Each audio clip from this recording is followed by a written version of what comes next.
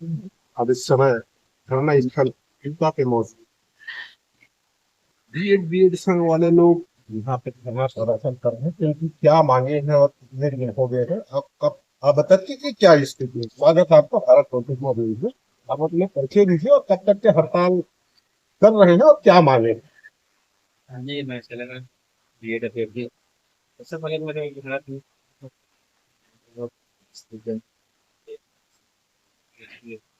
रही बात सर, हमारा जो विषय है जो 2023 में सहायक शिक्षक भर्ती का 6283 पदों पर वैकेंसी आया हुआ था।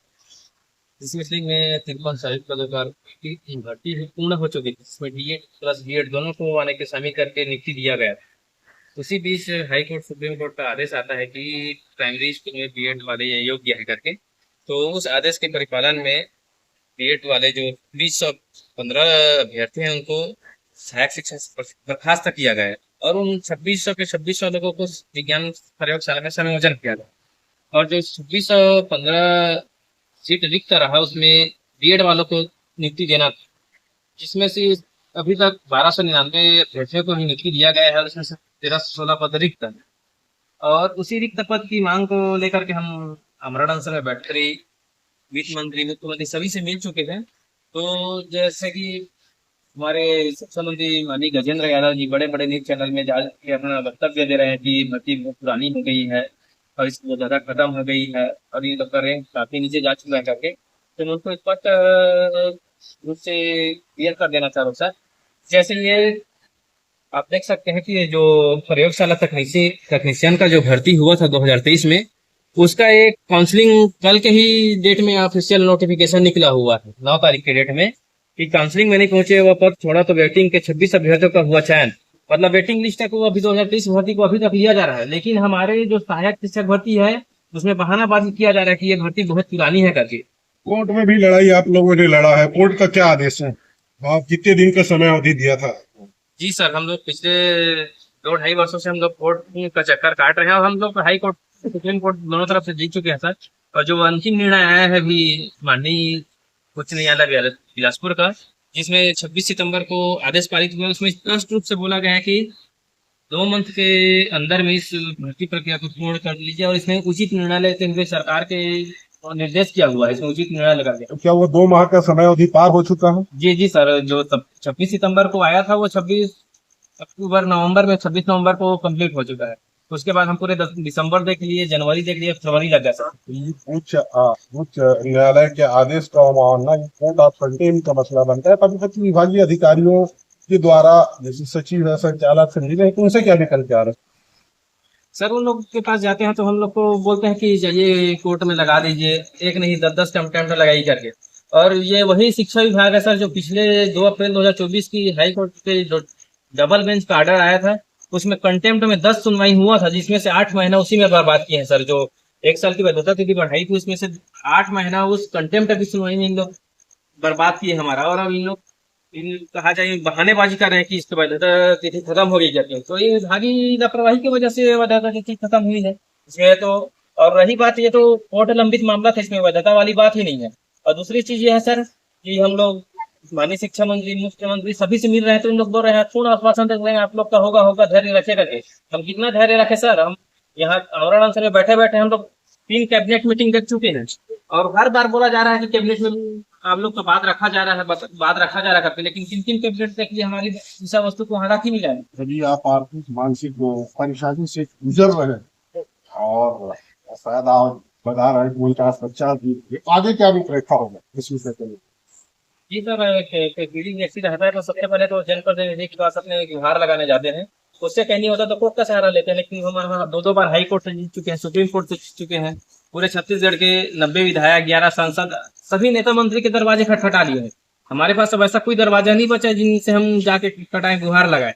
तो हम ये अपना आमरण अनशन है, इसी को अंतिम विकल्प समझते हुए हम लोग आमरण अनशन में बैठ। सरकार हमारी गुहार नहीं सुनती है, हमारी नियुक्ति प्रक्रिया अब तक नहीं करेगी, तब तक हम यहाँ मैदान में डटे रहेंगे। हम मैदान छोड़ने वाले नहीं सर। जब तक के आदेश नहीं लेंगे या फिर काम लेंगे या फिर आदेश लेंगे ये आपका कहना है। जी जी सर, हम तो मतलब उसी हट में बैठे हुए हैं। जी जी सर, हम सभी अभ्यर्थी पूरे शपथ पत्र के साथ बैठे हुए हैं सर कि जब तक हमको नियुक्ति नहीं मिलेगी तब तक हम आमरण अनशन को तोड़ने वाले नहीं है।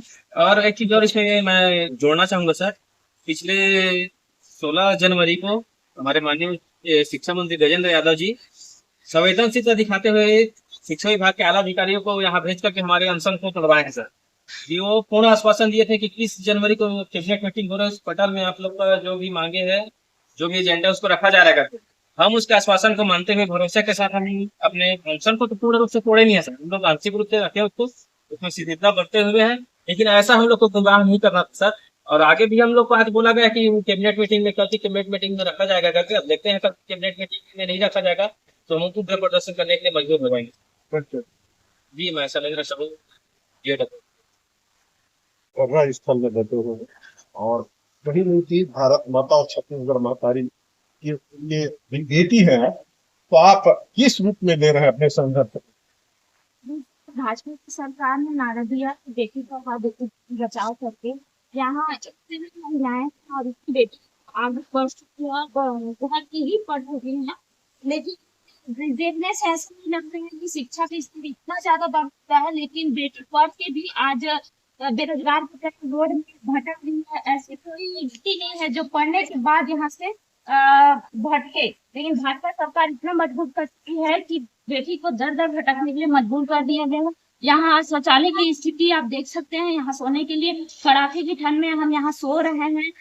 या कोई नेता या मंत्री का कोई भी बेटा या बेटी यहाँ होती ना, तो समझ आता यहाँ यहाँ बैठ के वो देखे कि हमारी स्थिति कितनी मजबूर हो गई है, हम कितना यहाँ प्रताड़ित हो चुके हैं। हमें जल्द से जल्द बस शायद सरकार, शिक्षा मंत्री, राज्यपाल है ना, सबसे गुहार लगा रहे हैं कि हमें जल्द से जल्द मुक्ति दे। आज हमने सभी राष्ट्रपति को महोदय को पत्र लिखा, मुख्यमंत्री साहब को हमने पत्र लिखा कि हमें जल्द से जल्द मुक्ति दे। और 2300 कोर्ट से बचा हुआ हाई कोर्ट और सुप्रीम कोर्ट से जीतने के बाद भी हम यहाँ दर दर भटक रहे हैं। नेता से तो गुहार लगा चुके हैं, 90 सांसद, 90 विधायक, 11 सांसद, सबको खास हमने गुहार लगा दिया है, लेकिन हमें कुछ परिचय दे दें। मेरा नाम आरती भावना।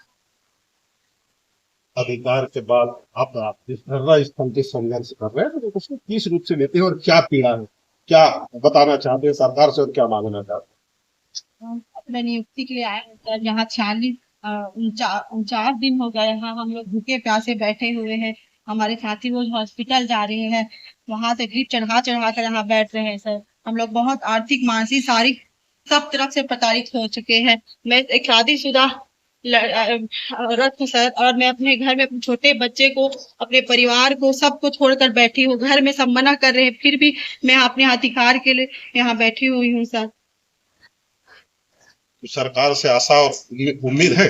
हाँ सर, अब हमारी बनाई हुई सरकार है सर, अब वही हमारे मुखिया है। अब उम्मीद तो रहेगी ही, पूर्ण आश्वासन तो दे रहे हैं करेंगे करके, तो उम्मीद है सर कि नियुक्ति हमें जल्द से जल्द देगी करके। मेरा नाम यमुना साहू है, मैं समझ गई हूँ सर। भी बढ़ चुकी है, लेकिन देखने से ऐसा नहीं लगता है कि शिक्षा का स्तर इतना ज्यादा बढ़ चुका है, लेकिन बेटी पढ़ के भी आज बेरोजगार की तरह रोड में भटक रही है। ऐसी कोई देख सकते हैं, यहाँ सोने के लिए कड़ाके की ठंड में हम यहाँ सो रहे हैं।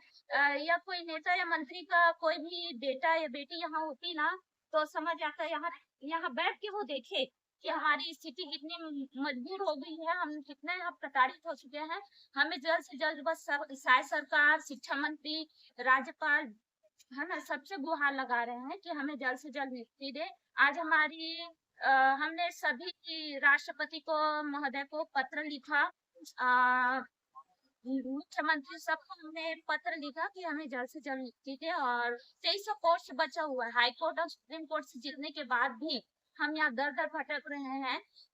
नेता मंत्री से तो गुहार लगा चुके हैं, 90 सांसद, 90 विधायक, 11 सांसद, सबके पास हमने गुहार लगा लिया है, लेकिन हमें कुछ देखने को नहीं।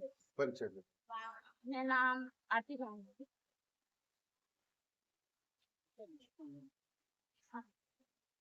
बताइए, आप एक पढ़ने लिखने के बाद भी अपने हक और अधिकार के बाद आप इस धरना स्थल पे संघर्ष कर रहे हैं, तो उसको किस रूप से लेके और क्या पीड़ा है, क्या बताना चाहते हैं सरकार से और क्या मांगना चाहते हैं? नियुक्ति के लिए आए यहाँ 49 दिन हो गए। यहाँ हम लोग भूखे प्यासे बैठे हुए हैं। हमारे साथी वो हॉस्पिटल जा रहे हैं, वहां से ड्रिप चढ़ा चढ़ा कर यहाँ बैठ रहे हैं। हम लोग बहुत आर्थिक मानसिक शारीरिक सब तरफ से प्रताड़ित हो चुके हैं। मैं एक शादीशुदा औरत हूँ सर, और मैं अपने घर में छोटे बच्चे को, अपने परिवार को, सबको छोड़कर बैठी हूँ। घर में सब मना कर रहे हैं, फिर भी मैं अपने अधिकार के लिए यहाँ बैठी हुई हूँ सर। तो सरकार से आशा और उम्मीद है। हाँ सर, अब ये हमारी बनाई हुई सरकार है सर। अब वही वही हमारी मुखिया है। अब उम्मीद तो रहेगी ही, पूर्ण आश्वासन तो दे रहे हैं करेंगे करके, तो उम्मीद है सर कि नियुक्ति हमें जल्द से जल्द देगी। सर मेरा नाम यमुना साहू है, मैं मेरे तरफ से हूँ सर। बात करके लिए ना एक बार। वॉइस तो हाँ, हाँ, तक पर एक बार तो एक पोस्टर के साथ सब लोग खड़े हो जाओ, एक सबको वो वीडियो पर ले लेते हैं। चाहिए सर।